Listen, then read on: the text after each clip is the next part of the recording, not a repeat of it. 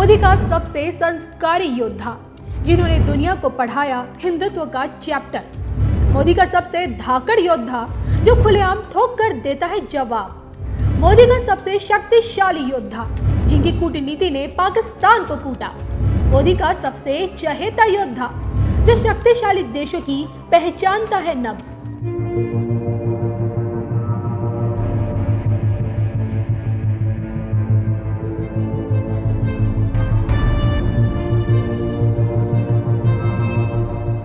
नमस्कार, धर्म न्याय के दर्शकों का स्वागत है। मैं हूं आपके साथ कविता राणा। देश के विदेश मंत्री एस जयशंकर मोदी के बहुरत्नों में से एक ऐसे बेशकीमती रत्न हैं, जिनके काम करने के तरीके पर इस वक्त पूरी दुनिया फिदा हो रखी है। इन दिनों 37 वर्षीय एस जयशंकर विदेशी मोर्चे पर मोदी सरकार के वन मैन आर्मी बने हुए हैं। मंच कोई भी हो, एस जयशंकर की आवाज को नजरअंदाज करना खुद का नुकसान करना है। ब्राह्मण परिवार से ताल्लुक रखने वाले एस जयशंकर एक ऐसे राजनेता हैं जिन्होंने कभी कोई चुनाव नहीं लड़ा, लेकिन आज ना सिर्फ मोदी कैबिनेट का हिस्सा हैं, बल्कि भारत के विदेश मंत्री भी हैं। उनकी विदेश नीतियों का ही नतीजा है कि आज यूरोप से लेकर खाड़ी देश भारत के साथ कदम से कदम मिलाकर चलना चाहते हैं, भारत के साथ व्यापारिक रिश्ते रखना चाहते हैं और तो और भारत की संस्कृति से भी जुड़ना चाहते हैं। आज विश्व में फैली अपनी सभ्यता को संरक्षित करने के लिए भारत सरकार द्वारा दुनिया भर के मंदिरों का जीर्णोद्धार किया जा रहा है।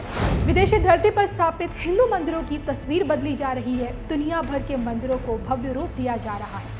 देखा जाए तो विश्व में एस जयशंकर मोदी की विदेश नीति का पताका बुलंद किए हुए हैं। हिंदू माइथोलॉजी से प्रेरित एस जयशंकर ने इस बार कुछ ऐसा कहा है जिसकी चर्चा पूरी दुनिया में हो रही है। जी हाँ, बतौर डिप्लोमेट एस जयशंकर ने विदेश मंत्रालय में एक लंबे समय तक काम किया और आज देखिए उसी मंत्रालय के बॉस बने हुए हैं। लेकिन क्या आप जानते हैं, धर्म ग्रंथों का हवाला देते हुए इस बार एस जयशंकर ने दुनिया का सबसे बड़ा डिप्लोमेट किसी और को नहीं बल्कि भगवान श्री कृष्ण और महाबली हनुमान को बताया है।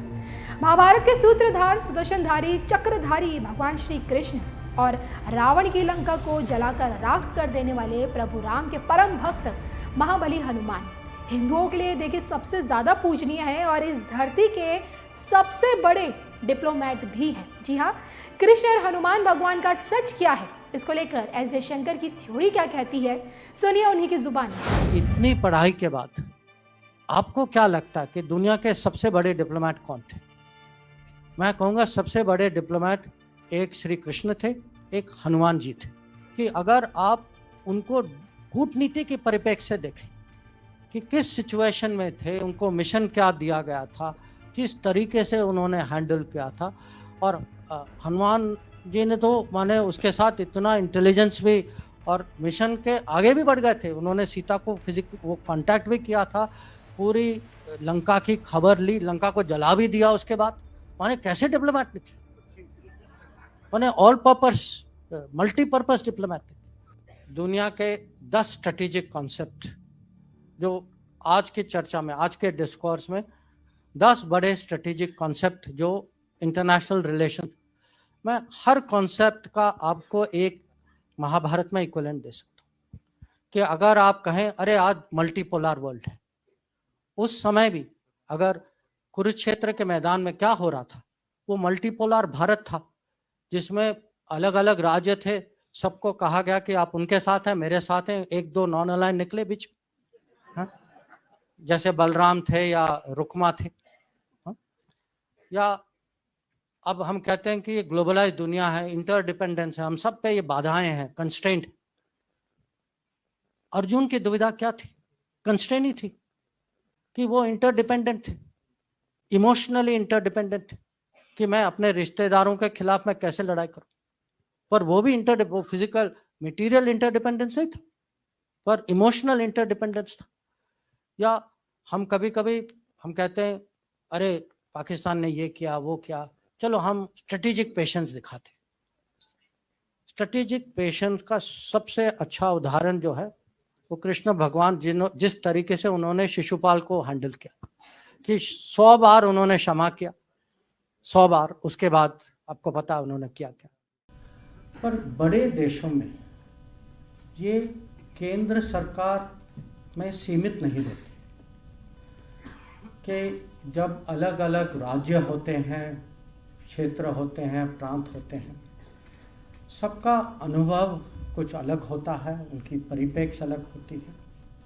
जैसे अगर आप दिल्ली में किसी से पूछेंगे कि आप बताइए कि हमारी समुद्र इतिहास क्या है, अब वो तो कहेंगे कि भाई हम तो भारत में पता नहीं नौसेना था नहीं था।